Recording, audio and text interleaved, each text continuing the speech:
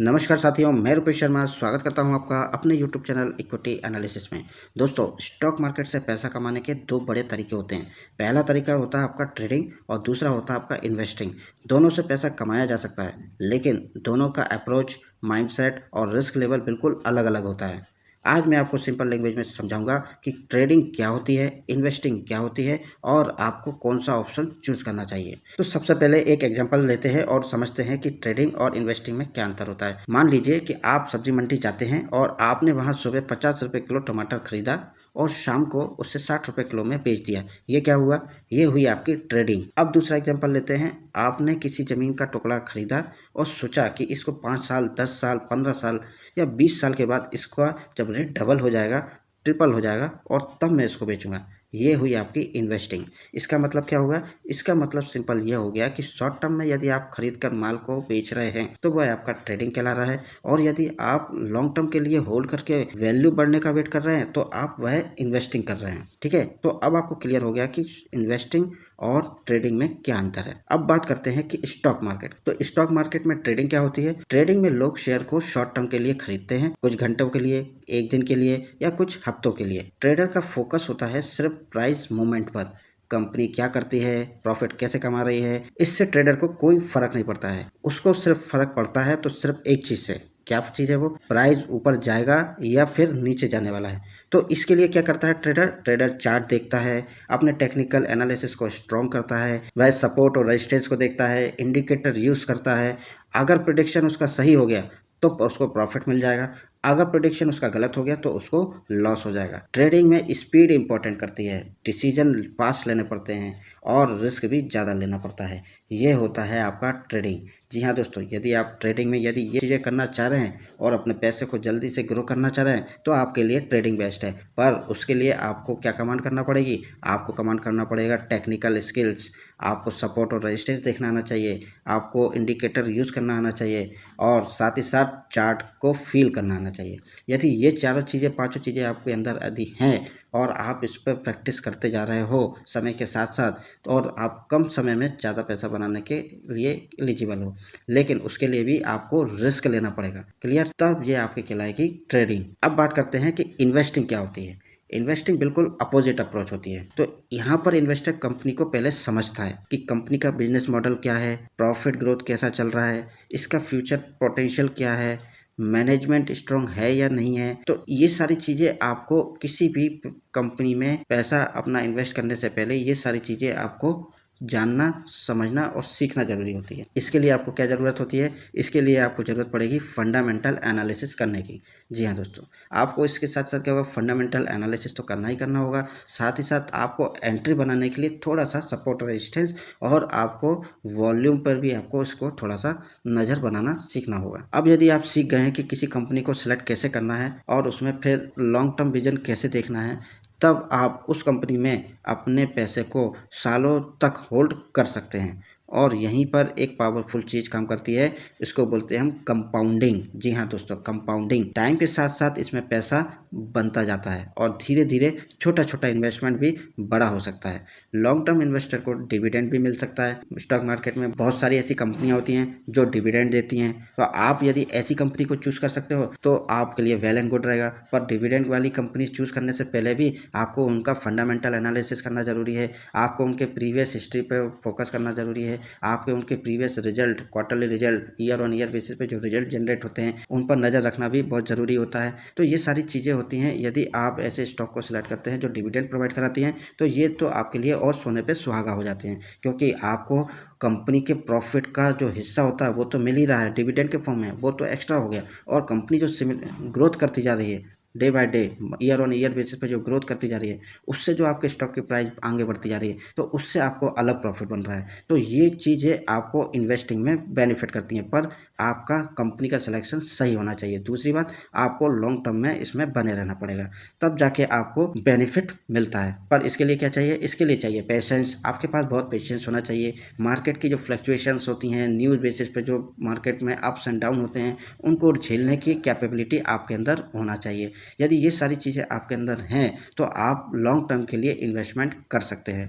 और फ्यूचर में अच्छा कंपाउंडिंग के थ्रू आप अपने प्रॉफिट्स को बढ़ा सकते हैं। तो दोस्तों अब आप थोड़ा थोड़ा समझ गए होंगे कि ट्रेडिंग क्या है और इन्वेस्टमेंट क्या है। तो चलिए अब हम इसके थोड़े मेजर डिफरेंस को समझते हैं। यदि हम टाइम के बेसिस पर जैसे हम बात करें तो ट्रेडिंग में शॉर्ट टर्म में पैसा बन सकता है और इन्वेस्टिंग में लॉन्ग टर्म में पैसा बन सकता है। और यदि मैं रिस्क के बेसिस पर बात करूं तो ट्रेडिंग में हाई रिस्क होता है और इन्वेस्टिंग में कंपैरेटिवली लो रिस्क होता है, अगर अच्छी कंपनी आपके लिए सिलेक्ट कर ली तब। और यदि स्ट्रेस लेवल की बात करें तो स्ट्रेस में आपको ट्रेडर जो होता है रोज मार्केट देखेगा, हर मिनट में टेंशन लेगा, कल गैप अप होगा कि गैप डाउन होगा, तो उसकी जो बेचैनी जो रहेगी और लाइफ स्टाइल उसका खराब हो चुका होगा, कुल मिला के ये है। तो उसका स्ट्रेस लेवल इतना हो जाएगा कि आपको वो प्रॉफिट जब मिलेगा उसमें आपको सेटिस्फेक्शन नहीं मिल पाएगा। क्लियर, 4 दिन में प्रॉफिट मिल गया, पता चला 5वें दिन इतना बड़ा लॉस हो गया कि वो पूरा प्रॉफिट चला गया। तो इस तरीके की टेंशन जो होती है, स्ट्रेस लेवल, ये हमें ट्रेडिंग में मिलती है। और इन्वेस्टमेंट में महीनों तक आप ओपन भी नहीं करेंगे तो आपको कोई दिक्कत नहीं है, क्योंकि आपने जो डिसाइड कर रखा है कि मैं 15 साल में ओपन करूंगा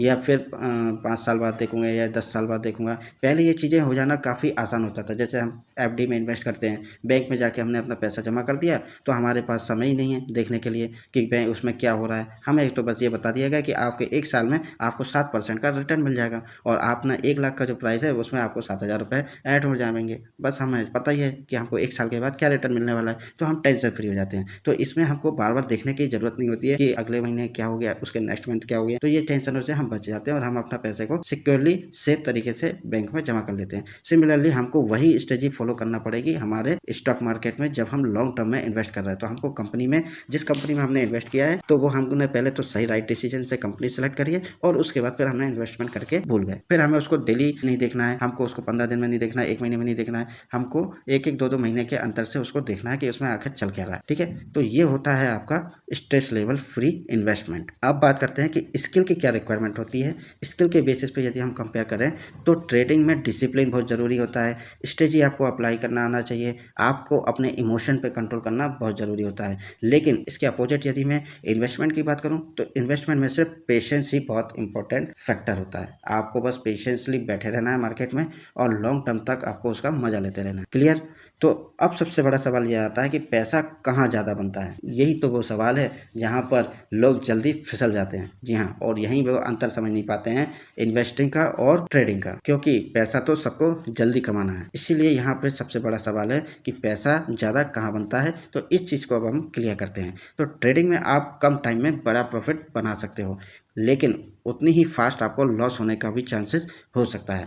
आप ट्रेडिंग में पैसा बड़ा कैसे बना सकते हैं? आप इंट्राडे कर सकते हैं, आप स्विंग ट्रेडिंग कर सकते हैं, या फिर आप ऑप्शंस में जाके आप पैसा ज़्यादा बना सकते हैं। जी हाँ दोस्तों, ऑप्शंस ट्रेडिंग एक अलग तरीके की ट्रेडिंग होती है जिसमें आपके पास यदि स्किल्स अच्छी हैं, आप में उसकी महारती, स्टॉक मार्केट में महारती लेके बैठे हुए हैं, तो आप ऑप्शंस से, फ्यूचर्स ट्रेडिंग से आप पैसा शॉर्ट टर्म में डबल ट्रिपल भी कर सकते हैं, पर उतनी ही जल्दी आपका खजाना खाली भी हो सकता है। ठीक है, तो ये थोड़ा सा रिस्क ज़्यादा बना रहता है आपके ट्रेडिंग में। इन्वेस्टिंग की बात करूं तो इन्वेस्टिंग में शायद प्रॉफिट धीरे धीरे जरूर आएगा, लेकिन लॉन्ग टर्म में वेल्थ क्रिएट करने के चांसेस ज़्यादा होते हैं। तो मार्केट में मैक्सिमम बिगनर्स को ट्रेडिंग में पैसा लूज करते हुए आप लोगों ने जरूर देखा होगा। आपने न्यूज़ चैनल पे भी सुना होगा कि 99% स्टॉक मार्केट में लोग पैसा लूज करते हैं। क्यों करते हैं? क्योंकि 1% लोग ही इन्वेस्टमेंट पर फोकस करते हैं, बाकी 99% लोगों को स्टॉक मार्केट से पैसा जल्दी कमाना है और जल्दी कमाने के चक्कर में वो इन्वेस्टिंग की छोड़ के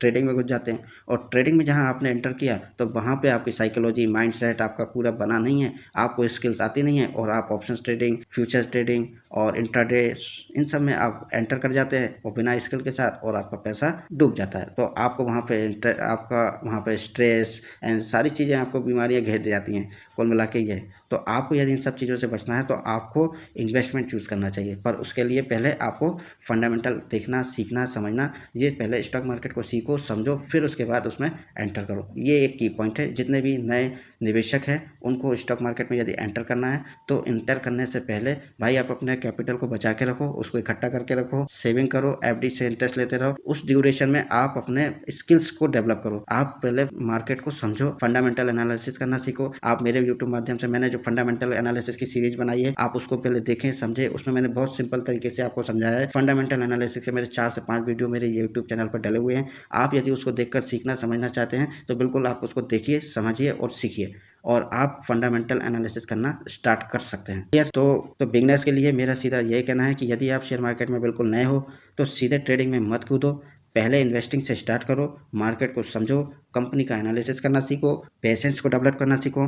जब आपको इसका एक्सपीरियंस हो जाए तब छोटे छोटे कैपिटल से ट्रेडिंग स्टार्ट कर सकते हो। और याद रखो, ट्रेडिंग इनकम नहीं स्किल होती है और स्किल डेवलप करने में थोड़ा सा टाइम लगता है। ठीक है, तो दोस्तों अगर आप जॉब करते हो या फिर अपनी सेविंग को ग्रो करना चाहते हो तो इन्वेस्टिंग आपके लिए बेस्ट ऑप्शन होने वाला है। अगर आप मार्केट को प्रोफेशन बनाना चाहते हो, रिस्क ले सकते हो, लॉस हैंडल कर सकते हो, तभी आपको ट्रेडिंग सीखना चाहिए। अदरवाइज आप इन्वेस्टिंग करना आपके लिए बेस्ट ऑप्शन रहेगा। और बिना पेशेंस के इन्वेस्टिंग आपको फ्रस्ट्रेशन भी लग सकता है, तो इन चीज़ों का भी ध्यान रखना है। यदि आपको गैम्बलिंग करना है, गैम्बलिंग से बचना है तो आपको ट्रेडिंग सीखना होगी। और यदि आपको फ्रस्ट्रेशन से बचना है तो आपको इन्वेस्टमेंट करना आपको पेशेंसली सीखना पड़ेगा। तो आखिर में मैं आपको एक बात बोलूँगा कि स्टॉक मार्केट में पैसा जल्दी नहीं बनता है, डिसिप्लिन और कंसिस्टेंसी से पैसा बनता है। ठीक है, तो आशा करता हूँ कि आपको मेरा ये वीडियो काफ़ी पसंद आया होगा, आपने इससे बहुत कुछ सीखा होगा। यदि आपको मेरी ये बातों से यदि आपको इन्वेस्टमेंट और ट्रेडिंग में यदि कुछ अंतर समझ में आया है तो आप बिल्कुल मेरे इस वीडियो को लाइक कर सकते हैं। आप कमेंट में बता सकते हैं कि आपको क्या चीज़ें आपको पसंद आई हैं, और दूसरी बात, आप ट्रेडिंग करना चाहेंगे या फिर